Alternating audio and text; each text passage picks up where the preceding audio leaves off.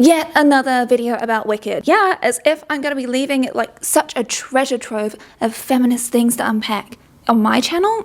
No way. But before we go any further, this video is full of spoilers for the movie and for the first half of the book, so you have been warned, continue at your own risk.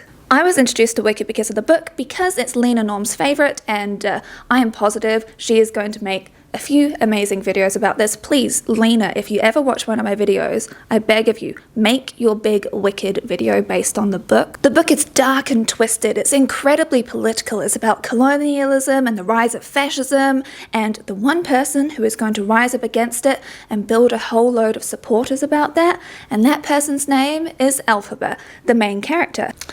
Yes, Glinda is there too. Elphaba changes her life, but we'll be getting more into that later on. Just a warning, if you are intrigued to read the book at all, I would have to give a huge number of trigger warnings for you, so just be warned, I will link Lena Norm's video for you down below, okay?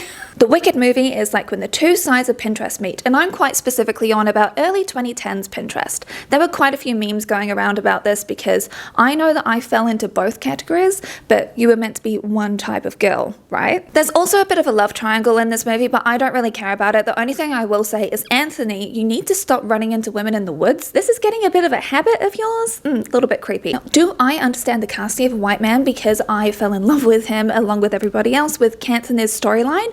Yes. However, this role in the book is specifically an Indigenous man, and I am positive there are going to be videos about this. I hope that there are. If there are, and you're watching this right now and they've arrived before my video comes out, they're linked for you down below because there's definitely a lot here. Speaking of opportunities which often don't exist, a disabled role actually exists within the main cast here, which is Nessa Rose, played magnificently by Marissa Bowe. Heads up for anybody who also knows the book, I don't like Nessa Rose's character. I think she's the actual evil sister. I love how this movie showed who the bad people were based on how they treated Nessa Rose, because disabled people get infantilized very often. I have made an entire video talking about this. Her wheelchair not only gets touched by someone else, but she gets driven around by a teacher and she's trying to say no, and this is the thing which triggers Elphaba to actually use her magic and cause this whole huge commotion, because she is the defender of Nessa Rose because she's the elder sister, she helped to raise her, and all sorts of other stuff we'll be getting to. And I have a little confession to make. I've never seen the musical, so this is not going to be a comparison between the movie and the musical, okay? If anything, I'm going to be including some extra tidbits from the book because I think it adds a bit more richness and depth for you. But I adore musicals. This video is not being made by someone that doesn't understand campiness all the way to the seriousness, all the way to everything in between. I love musicals, even musical episodes of TV shows. I love them. And the extended and uncensored version of this video is already live on Patreon. However, you're getting the short and sweet YouTube-friendly version. Are we all just gonna sit here in silence? Well, someone's got to do something. Hands up everybody who stood up and objected to doing dissections in science class. Your favourite character is probably mine as well, because Elphaba is definitely my favourite. And because I listen to audiobooks because I really do struggle with reading, I was incredibly confused for the longest time until I actually watched videos about this after I'd read the entire book about the difference between animals and animals, because phonetically it sounds the exact same, and maybe that's the point. Ooh. Remember how female activists have been portrayed in movies and TV shows that we grew up with in the 90s and 2000s, heck, even into the 2010s? Emotional, irrational, annoying, preachy, militant, hypocritical, and often proven wrong or punished in some way. They don't have a happy relationship, they end up single, and they're often lesbian-coded, fawning over the lead of the movie. Whereas this time, we get to see the radicalization process happen. However, what she's fighting for, is that even radical? Or is it that she's standing up against a growing fascist regime? In the movie version, Elphaba is born with the power. Babe with the power. What power? Power of voodoo. Not only is she green because of one magical night or one fruity night with this symbol here, depending on if you read the book, with a certain mysterious, charming somebody who does a lot of funny dance moves that you may be able to recognize. And because of this, her parents basically hand her over to their nanny bear, who can't even hold a candle to the nanny in the book, I've got to say. But this does also help to explain Elphaba's immediate affinity with the animals. capital A animals. During their time at Shiz, this part is watered down quite a bit in the movie, but in the book, Madame Morrible is actually the one to go reciting this poem, which includes the line, "Animals should be seen and not heard." And this is in front of a huge crowd, including animals, as in the animals who can talk, because don't forget, we are in a magical land. Dr. Dillamond harumphed and beat a cloven hoof against the floor and was heard to say, "That's propaganda. It's not even good propaganda at that." And this is the first time that Elphaba ever publicly addresses Galinda, to which Galinda is horrified. Cleverness, isn't it? I mean, that last line, you couldn't tell by that fancy accent whether it was meant to be animals or animals. No wonder Dillamond's furious. Madame Morrible is part of the enemy. She is basically like a funnel to Oz. And continuing in the book, Dr. Dillamond and Elphaba's friendship is actually way stronger because she works for him over the summer as his sort of secretary in the way, whilst he is working on trying to figure out the difference between animals and animals and animals and humans, and trying to prove that there isn't actually a difference between their tissue. The animals feel pain as humans do, and I'm sure that the fellow vegans out there are just nodding along, as well as the scientific consensus is all showing the same signs. So Elphaba is supporting him in his cause, and Bok, remember Bok, SpongeBob guy? He is actually really interested in the work that's happening and sources books from his university's libraries to be able to help this work that is going on. However, as Dr. Dillamond is finding out more and more and building his case, he gets brutally murdered. And this murder, which gets called an accident, is the thing which really sparks off all of Elphaba's suspicions about what is actually going on at school. What is Madame Morrible connected with? Because it turns out her little TikTok character, not that TikTok. Basically, this mechanical contraption was the one who actually murdered him. But Elphaba is absolutely sure that if the Wizard of Oz actually sees all of this evidence and knows the things that are going on, then he'll be able to solve it because he's a man in a position of power. He's going to be fighting for justice, right? Oh, to be young and naive. Back to the movie version, it was instant that Madame Morrible could see the potential in Elphaba, which is where she started to use her. There is a strange mirror effect with another character that we know and will be getting to soon, isn't there? It's almost like there's a pathway that someone could fall down. This is where we see that double-sided nature, where women are actually used to recruit other women into supporting the patriarchy, into conforming into what the patriarchal standards want from us, and also to shame and control us. Think of the Diane Sawyers of the world. Elphaba's magic gets stirred up when she has a strong emotional reaction to something, protecting Nessa Rose, fighting back against bullies, stopping the torture of an animal. And in the movie, it's Madame Morrible who writes to Dr. Oz, not Dr. Oz, even though he's also a shamster. She's the one who alerts the great and powerful Oz to escalate the, quote, adoption of Elphaba, so she stays away from this animal justice nonsense and gets back on track to her, quote, real purpose of supporting the man's rules. Dr. Dillamond gets roughly abducted by police during his final class where he's announcing that rules have changed so he's no longer allowed to teach. No animals are allowed to do that. And yes, this was one of the moments when my eyes started to well up because I can't handle seeing animals in pain even if they're animated. Then the new professor comes in with this little scaredy cat lion cub in a cage. Super scaredy cat.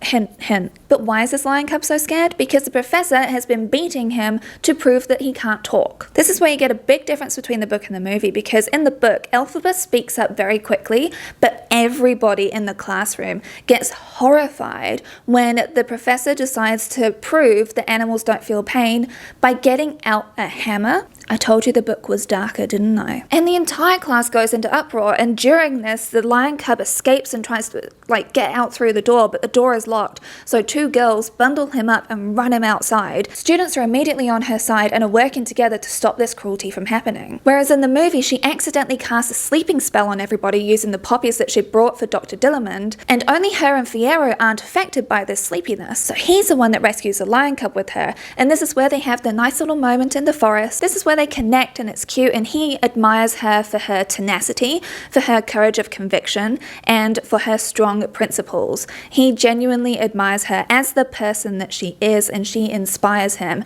This guy, Fiyero, the way that he's written in the movie, hates learning. He hates to read. He doesn't care about libraries. He just cares about having fun and not even thinking.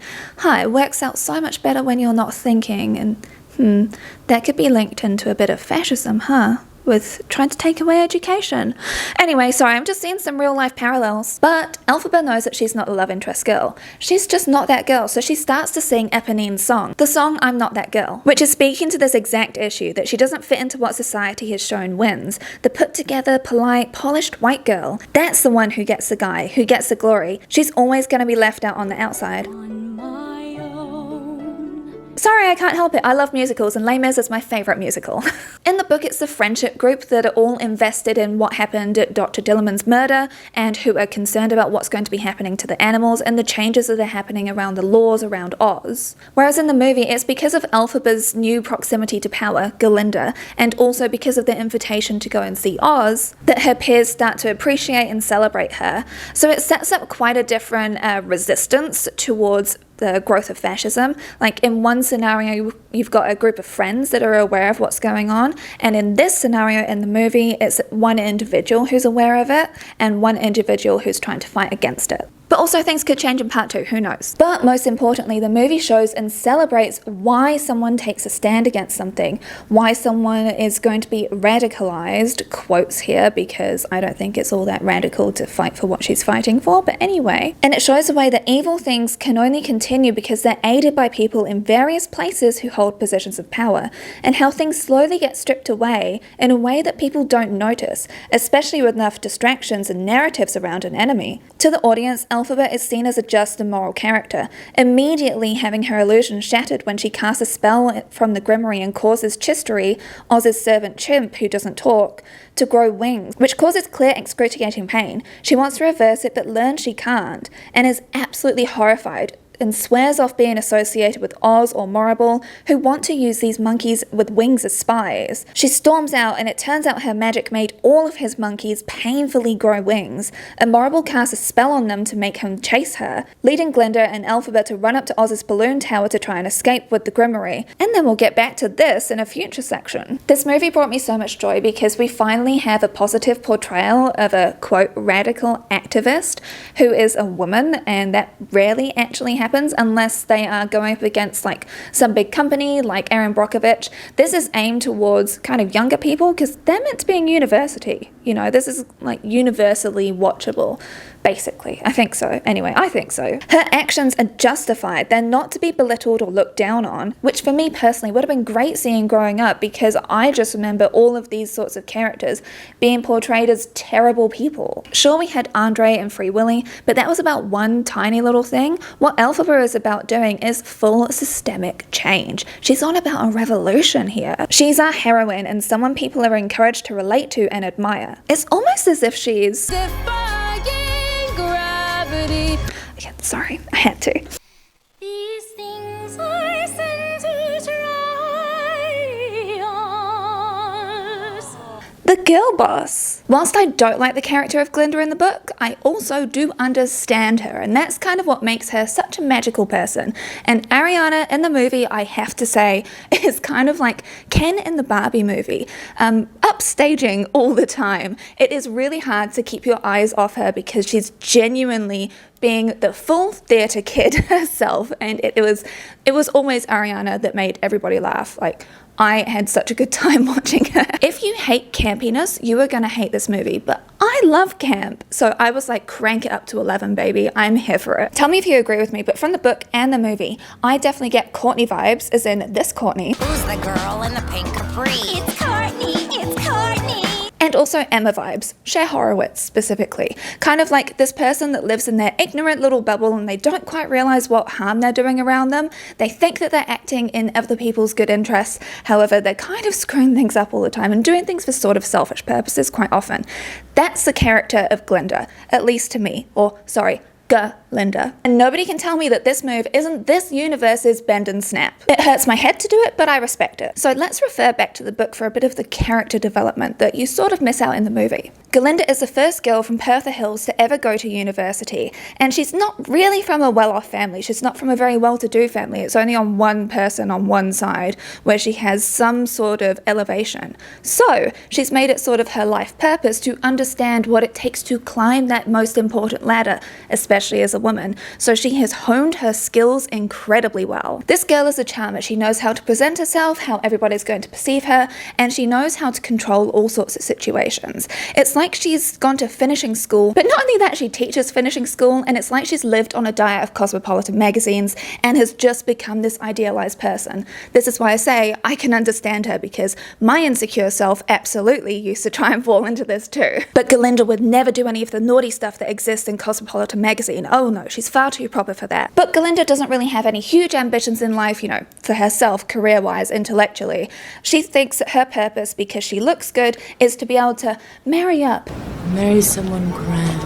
Yes, you can set yourself a challenge for how many movie references you're going to be seeing throughout this entire video. When she arrives at Shiz in the book, she doesn't even know what she wants to specialize in. She literally just wants to be able to find some rich, famous, fabulous husband. That's all she really cares about. And in the books, it's Galinda who has the natural magical talent and Elphaba who has no talent. All Elphaba is really good at is calling out BS, which I definitely call a skill for sure. In the book, all of the girls are individually chaperoned by an armor, who's kind of like a nanny of sorts. It's definitely more of the very rich people aren't allowed to be alone when it comes to girls, because you need to make sure that they're constantly monitored to look after them and everything. It's quite a sexist society still back then. For example, the girls can only go to a certain level of university, which the highest version of is Shiz, whereas the boys go to even higher forms of university. So there's definitely a whole lot of sexism still alive in this universe. Even though women can hold positions of power, it's only certain positions and only if they follow like the rules of men. And who would have a better understanding of the way that things work than Galinda? But because Galinda's armor gets sick, it means that she can't do all of the important networking with the other armors to make sure that she can go up in the social ranking at the school. It means that she's left behind, and oh my goodness, Madame Morrible wants her to go in room with the girls that don't even have armors. Ugh, gross. With the commoners? Ooh, as if Galinda would allow that. So she manages to find a way to be able to try and get her own room, but then ends up with Elphaba. Galinda is pretty classist. She's got no time for regular people. She only wants to be around people who are above her so then she can like climb her way up. And she's also pretty racist because she's lived in this little ignorant bubble and she hasn't even cared to look outside of it, because why should she? Nothing serves her except for going up in the world, and we know that systemic issues still exist, don't we? In the movie, just like Madame Morrible, Galinda is excellent at spotting opportunities around her and using them to her own benefit. She makes sure that the spotlight is on her even when she's helping others out. She's the one who gets applauded for caring so much, as opposed to people caring about like the actual issue at hand, which she is apparently fixing. She's definitely falling into the white savior category. A prime example of her using this skill in the movie is like when SpongeBob has this huge crush on her, sorry, Bok. He'll always be SpongeBob in my mind. And she deflects him onto Nessa Rose, and it would make him look like a terrible person if he said he didn't want to take a disabled person out on a date, right? And from Nessa Rose's point of view, this kind act makes it seem like Galinda is an absolute savior. This is because in the movie, Nessa Rose is incredibly insecure. In the book, oh, she certainly is not. And this is where Fiyero clocks this manipulation and says good work. And they both know that they're good manipulators. They're both attractive. It just makes perfect sense for them to be together, right? Common interests, goals, and personalities? Ugh, nonsense. We don't care about that. She can marry up now.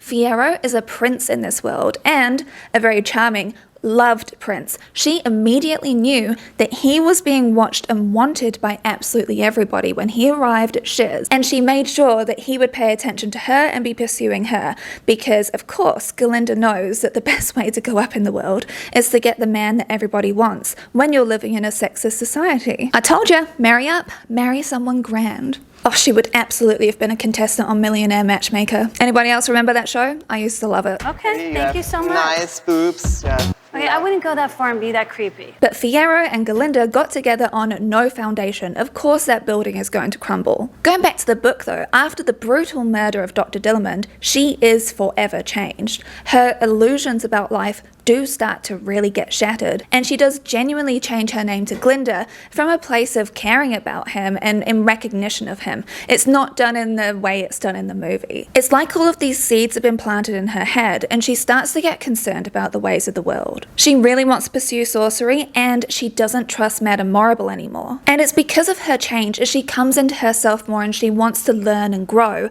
that Boq actually falls out of love with her because he only liked her when she was this shallow little doll. I also do not like Boq. I'm sorry to all of the Boq defenders, because not only did he do that, he's also a peeping Tom, and the only redeeming part in the books is when he is actually helping Elphaba and getting those books from his university. That's really his only redeeming stuff. I'm sorry, some people will love him. Not me. Whilst Glinda isn't somebody to step out of line like Elphaba is, she's seen things now and doesn't trust the world she thought that she belonged in. But she's also torn because to go against the system is to be exiled. It's to lose everything, and when you've grown accustomed to a luxurious, comfortable life, it's a lot harder to go down than it is to climb up. So if she stays quiet, she can live a good, luxurious life and still marry up and still to partake in all of the wonders and great things that come with being part of the high society, even if it means being complicit. This is brought up again in the movie when Elphaba gets the invitation to Oz, and you can see that Glinda is genuinely happy for Elphaba to be happy and getting her wish come true. And some personal growth is happening right here. She runs after Elphaba on the train to give her this guide, and Elphaba is the one that tries to encourage her to come on the train. She protests a touch and then just jumps straight on. Who wouldn't want to hop on this ride to this exclusive magical land for free? Ooh, I know I would. In both the book and the movie, Glinda is trying to keep Elphaba in line when they are talking to Oz. And in the book, I gotta tell you, Oz is the worst. Whilst yes, they visit the land of Oz on a whim in the book, and they still want to go see the wizard, but they only get 4 minutes with him. Whenever Elphaba is trying to bring up the issues of the animals and calling him out for his BS, because that's what he is, even if he is this electrified skeleton in the book, Glinda thinks it's rude and incredibly improper to go criticizing a leader like this. Glinda acknowledges his position of power and respects that. Elphaba, not so much, but Glinda is prepared to bow down to his power, up until the point where they both have run away, and we'll be getting to that point in the next section. Pink goes good with green. Goes well with green. It so does. Let's talk about the most interesting thing, which is their friendship. We love the enemies to lovers trope, don't we? Oh, not quite. Enemies to friends. I mean, they did cut out the 2 kisses that happen in the book. Elfie, get in this cab! Don't be a fool, Glinda cried. The driver was adjusting the reins and yelling at Elphaba to sod off. You'll be alright, Elphaba said. Now you're a seasoned traveller. This is just the return leg of a voyage you already know. She put her face against Glinda's and kissed her. Hold out if you can, she murmured, and kissed her again. Hold out, my sweet. The driver clocked the reins and pitched the crane his head to see Elphaba drift back into the crowds. We don't have enough media about friendship, so I guess that I'll allow it, but still. Just like with Buffy, I hold on to hope. These 2 opposites are forced to share accommodation, and it sucks. Mostly for Courtney. Sorry, I mean Glinda. In the film, their friendship begins only when Glinda is doing something incredibly mean to Elphaba, because her friend finds this black hat that belonged to her granny, and she's like, ooh, and then gets the bright spark idea to gift it to Elphaba. She's still a good person, even if she's gifting trash that she thinks is hideous. And worse, she invites Elphaba to the underground dance as a joke. But importantly, Elphaba doesn't know that. She thinks this is an act of genuine kindness and connection, so she goes and does the same sort of thing, but to a whole other level, because she knows the one thing that Glinda wants the most, and that is to be taught by Madame Morrible, to be able to master magic. And Elphaba gets her enrolled with Madame Morrible, learning at the same time as Elphaba, and she even gets her a training wand. And in order to do this, Elphaba says she'll leave if Madame Morrible doesn't take Glinda on. She is willing to sacrifice her own education to make sure someone else gets their dream come true. This is what I mean when I say Elphaba is my favourite character. Oh, and then we get to the dance scene, which made me nearly cry all over again. Somebody was chopping onions near me, I swear. Elphaba arrives happy to be included, finally feeling accepted, wearing the hat that Glinda gave her, and then everybody gasps and moves away from her, and she just walks on down the stairs into the room, and everyone is just laughing at her. and she starts to dance alone to no music. I'm sure that so many of us can relate to this moment. It was Galinda feeling guilty for her own actions, mind you, which made her step forward, and much to the horror of her friends around her, because she started to try and dance along with Elphaba, and then it was Elphaba that was leading the way and showing her the dance moves, which is where we get this cute little moment from. Anytime that my migraines are really bothering me and I have to hold my head here because it tends to be here, I'm just gonna do this at you for future reference. There is a moment where Galinda touches the side of Elphaba's face and the tears felt real. That was the moment that I swear I sounded like a puppy dog in the movie theatre, because I went, oh! I also think it's really important to note that Nessa Rose stayed behind. She could have gone on out there and been with her sister, but no, she stayed behind. It was Galinda who took the step to bring Elphaba some companionship. And because of Galinda's social power, she gets everybody else to join in, and then there's this whole fun, footloose kind of time. It's after this that they spend the whole night talking, and it's Galinda who wants to build a friendship with her. But Galinda's the one who only wants to have relationships with anybody if they can serve her purpose in some way, if they can provide some sort of advantage. Elphaba's got nothing else to give. This is coming from a place of compassion. And I've got on the screen right now the difference between sympathy, empathy, and compassion. And it's because compassion is action, which is why it's my favourite. She tries to build their bond by telling secrets, and of course, she's still her, so she goes first. But it's now that we get Elphaba's backstory where she blames herself for the fact that her parents hate her. She blames herself for Nessa Rose's disability. Elphaba's the eldest child and was relied upon to help raise Nessa Rose, who she felt responsible for because her parents were so scared of having another baby be green like her that her mother ate milkweed all through the pregnancy, which meant an early birth and that she died in childbirth. It's also suspected this is the reason that Nessa Rose has a disability. Elphaba feels like this was her fault for being born green, and she's accepted that as the fact that this is why her parents do not love her. This is why her parents hate her, and she just feels like it's justified and it's okay. I love the moment where Galinda genuinely tells her it was not her fault, it was the milkweed's fault. I would have taken it one step further and called out the bigotry and hatred of her parents and kind of said that they shouldn't have had kids if they can't have accepted this. So that's me anyway. Already through Elphaba you can see Galinda's changing. While she's always been able to see opportunities for good and recognise issues, she's typically used this skill for selfish reasons as opposed to genuine care. This is what I mean when I say Elphaba's positive effect on Galinda. And then we get the makeover scene, and we love a good makeover, don't we? But I love the fact that they called out the whole removal of glasses and suddenly someone's really hot. Now, nothing Galinda tries is Elphaba enough though, except for the rose that Fiyero had put into Galinda's hair. Is this foreshadowing by any chance? Galinda helps to make Elphaba feel safe, something she never really has. She's always had to be on the defensive, not only because of her family's rejection, from kids' rejection, from everybody staring at her as if she's some sort of monster. But Galinda accepts her. Sure, yes, you may be trying to say that she's doing this whole makeover thing to change who she is, but she's not trying to change who she is, she's trying to help her become popular, to help her be accepted, because Galinda understands the way that everybody else works and the importance of perception. So she's doing this because she thinks it's actually helpful as opposed to changing somebody, saying that they're wrong. The thing which I love the most is that Elphaba doesn't have to change who she is in order to be respected and liked. When she's trying to toss her hair and practice this like Galinda taught her, Fiyero says, "Oh, I see you've been Galindified," and he says that she doesn't need to do that. And she also goes on to not care about changing her skin color anymore because ultimately the thing that she wanted was to be accepted. And I have to note again, in the book, Elphaba did not care about changing her skin color one iota. Elphaba gets the idea to go on a spur-of-the-moment trip to Oz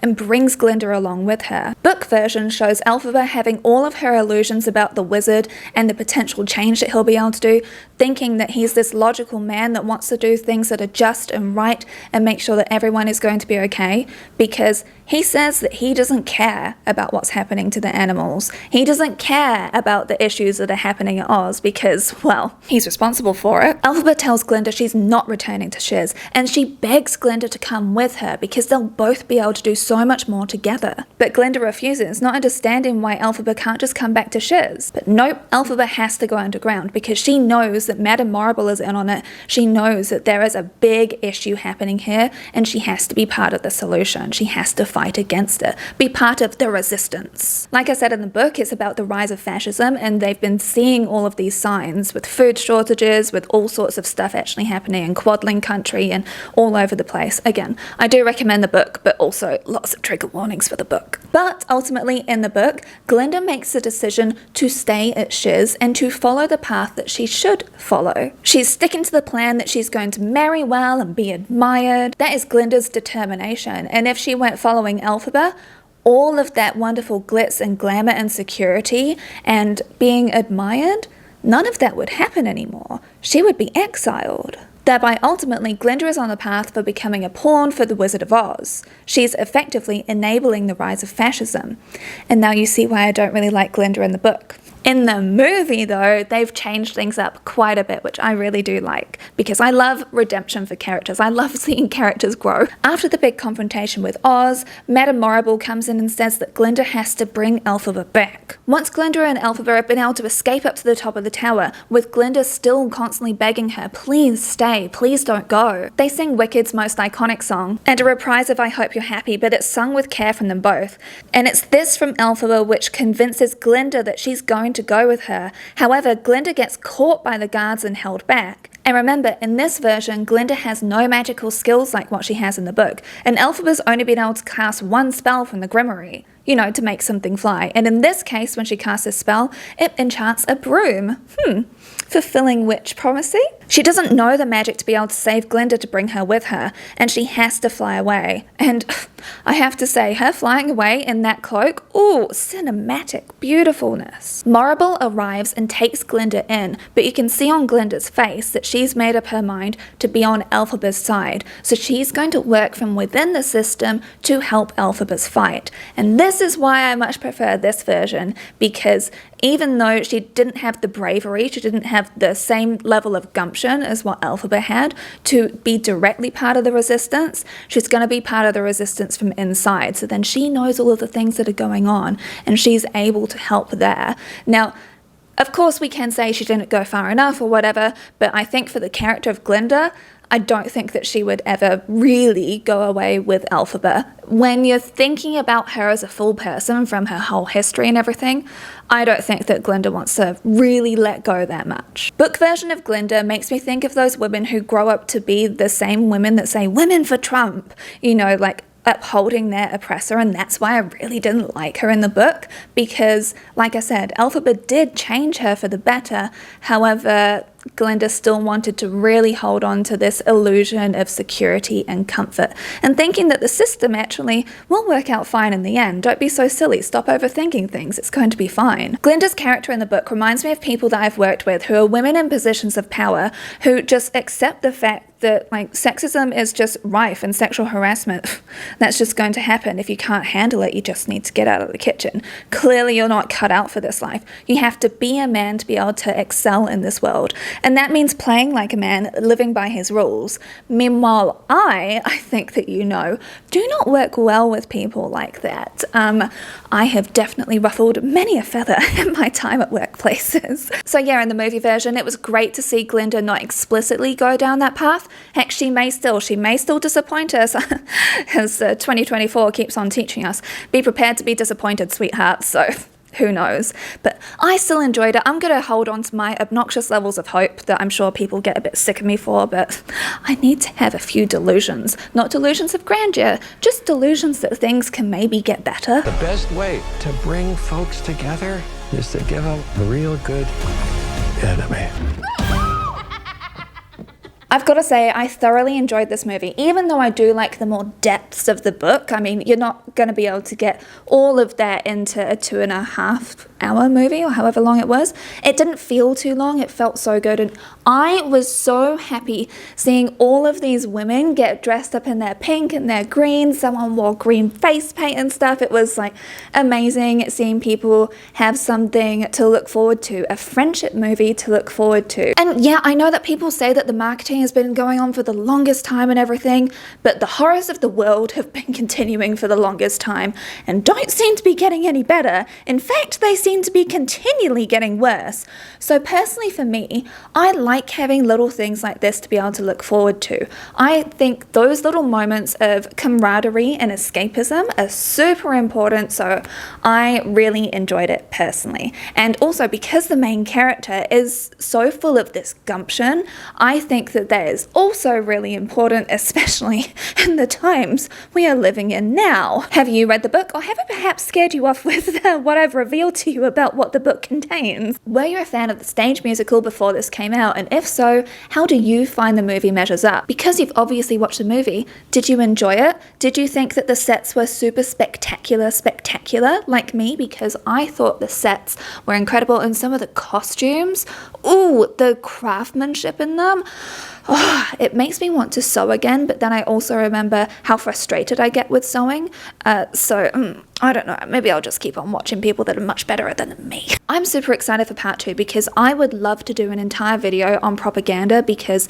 that is what Oz runs on. And oh, it's got so much of that razzle dazzle and I could dive into it, but there wasn't just enough in this part of the movie, so I'm hoping in part 2 we get more into that, so then we can talk about it, because I have so much to say. If you made it all the way to the end of this video, I think it's only right that you leave the bubbles emoji and the witch emoji. Sadly, there is no green witch. Sadly, it doesn't seem like there is a witch's hat, and we're not having a magician's hat. We are celebrating the witch because we love witches here. We want both of the emojis because ultimately this movie is about friendship, right? Big thank you to all of my patrons, and especially to my Trash Panda enablers: Alyssa Pisani, Alyssa Schmidt, Birgit, Kerry Quake, Jam, Laura Bell, Mila Gautier, Stella Sapiente, Tammy Poitres, Tim Long, Tonya Beignet, and Zachary Elaloof. Now there won't be a video next week for sure, because we are finally getting out of this temporary accommodation because our house in Auckland has sold, which means that we can move it to a home here, and it means that we get our cats back. So oh my goodness, we've been counting down to getting the cats back like kids count down to Christmas. I'm not even kidding. Hope that you all have a wonderful rest of your week, and I'll see you next time. And it's probably gonna be in a video where I'm putting up my Christmas tree, and I'll do a voiceover for that, and you'll see the cats and stuff. We'll make it cozy, we'll make it festive. How about that? Something else which is a little bit hopeful. Maybe. Oh. Ow. How did she... Oh.